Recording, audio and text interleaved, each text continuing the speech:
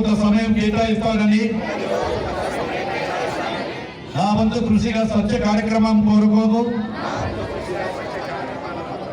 శ్రమదానం చేసి పరిశుభ్ర ఆంధ్రప్రదేశ్ సాధించే సంకల్పానికి కట్టుబడి ఉంటానని ఈరోజు పరిశుభ్రత గురించి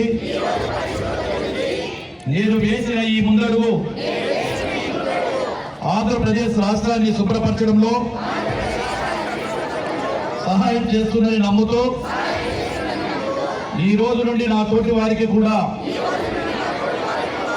స్వచ్ఛత కొరకు తడి చెత్త పొడి చెత్త వేరు చేయడంపై అవగాహన కల్పించడానికి ప్రయత్నిస్తున్నానని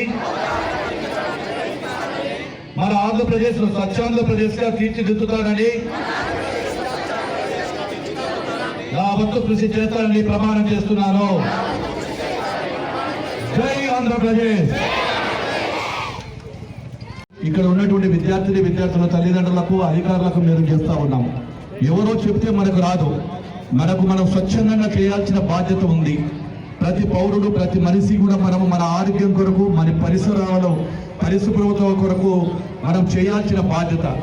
ఈరోజు కూటమి ప్రభుత్వం వచ్చిన తర్వాత అటు ప్రధానమంత్రి మోడీ గారు, ఇటు మన ముఖ్యమంత్రి శ్రీ నారా చంద్రబాబు నాయుడు గారు, అదేవిధంగా మన డిప్యూటీ సీఎం పవన్ కళ్యాణ్ గారు, వీరందరూ కూడా స్వచ్ఛాంధ్ర కోసం, స్వర్ణాంధ్రప్రదేశ్ కోసం కూడా మనమందరం కూడా ఎక్కడైనా ఈ చెత్తను అంతా కూడా వేయొద్దు, మన ఆరోగ్యాలు చెడిపోతాయి అనేటువంటి ఉద్దేశంతో మన పాఠశాలలు కానీ, బస్టాండ్లు కానీ, ఆసుపత్రులు కానీ, అదేవిధంగా మన ఏవైతే ఆఫీసులు కానీ ఆ ప్రాంతం అంతా కూడా శుభ్రంగా ఉంచుకోవాలి. మన ప్రాంతంలో మనమందరం ఒకసారి చెయ్యి కలుపుదాము, మనమందరం కలిసి ఈ యొక్క మహా ఉద్యమానికి సహకరించాలని కూడా కోరుకుంటా ఉన్నాను.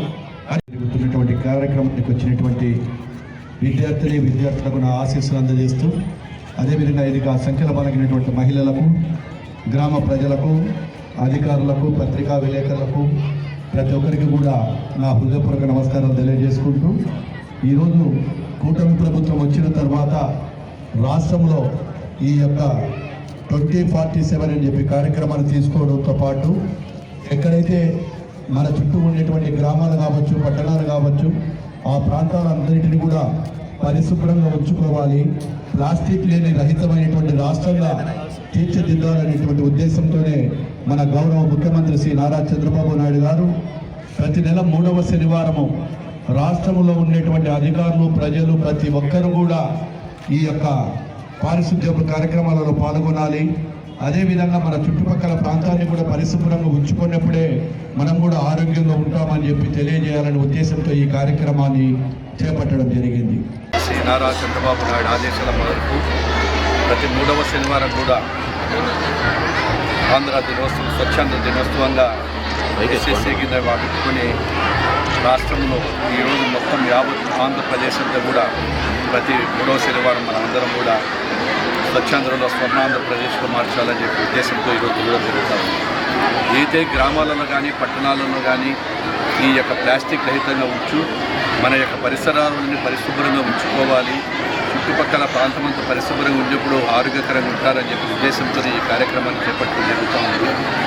అదేవిధంగా సింగిల్ యూజ్ ప్లాస్టిక్ సిద్ధాంతాన్ని తీసుకొచ్చి ప్లాస్టిక్ లేకుండా చేసి మనం పర్యావరణాన్ని కాపాడాలనే ఉద్దేశంతోనే యావత్తులో ఉండేటువంటి IAS, IPS ప్రతి అధికారిని కూడా రాష్ట్రమంతా కూడా పెడుతూ ఈరోజు స్వయంగా గౌరవ ముఖ్యమంత్రి గారే ఈరోజు తణుకులో ఈరోజు అక్కడ ఆ కార్యక్రమంలో పాల్గొంటూ ఉన్నారు. 2047 లక్ష్యంగా ఈరోజు మళ్ళీ వచ్చేటప్పటికి ప్లాస్టిక్ రహితం లేని ఒక రాష్ట్రంగా మార్చాలని చెప్పి మనం అందరం కూడా చేస్తూ ఉన్నాం. మన ఇంటి మాదిరిగానే చుట్టుపక్కల ప్రాంతం కూడా నీట్గా ఉండాలి, ఆ ప్రాంతం అంతా బాగుండాలి అనేటువంటి ఉద్దేశంతోనే ఈరోజు బనగానపల్లిలో ఈ కార్యక్రమాన్ని మొదలుపెట్టి తీసుకెళ్తూ ఉన్నామని చెప్తున్నాము. అదేవిధంగా ఎక్కడైనా ప్రభుత్వ స్థలాలు, బస్టాండ్లు, రోడ్ల మీద కూడా ప్రజలందరికీ ఒకటే రిక్వెస్ట్ చేస్తూ ఉన్నాను, ఆ ఏరియా ప్రాంతాన్ని స్వచ్ఛంగా మీరందరూ పరిశుభ్రంగా పెట్టుకోండి. మన ఈ పరిశుభ్రంగా పెట్టుకునేప్పుడు మనం ఆరోగ్యంగా ఉంటాము. మన ఇళ్లలో ఉండే కసువును ఏదైతే ఈ యొక్క గ్రామ పంచాయతీకి కానీ ప్రాంతం నుంచి వచ్చినటువంటి బండ్లలో వేయాలని చెప్పి కూడా వాళ్ళందరికీ విజ్ఞప్తి చేస్తూ ఉన్నాను. అదేవిధంగా క్షేత్రస్థాయిలో ప్రజల సపోర్ట్ లేకుండా ఏ కార్యక్రమం కూడా జరగదు. కాబట్టి ప్రజల సపోర్ట్ కావాలి. ప్రజల సపోర్ట్ ఉన్నప్పుడే ఈ కార్యక్రమాలన్నింటినీ కూడా విజయవంతం చేయగలుగుతామని చెప్పి కూడా చెప్తా ఉన్నాను. ఈరోజు రేపటి ప్రజల యొక్క యువత బంగారు భవిష్యత్తు కానీ చిన్నపిల్లలు కానీ ఆరోగ్యంగా ఉండాలంటే ఈరోజు మన చుట్టుపక్కల ప్రాంతంతో పరిశుభ్రంగా ఉండాలి.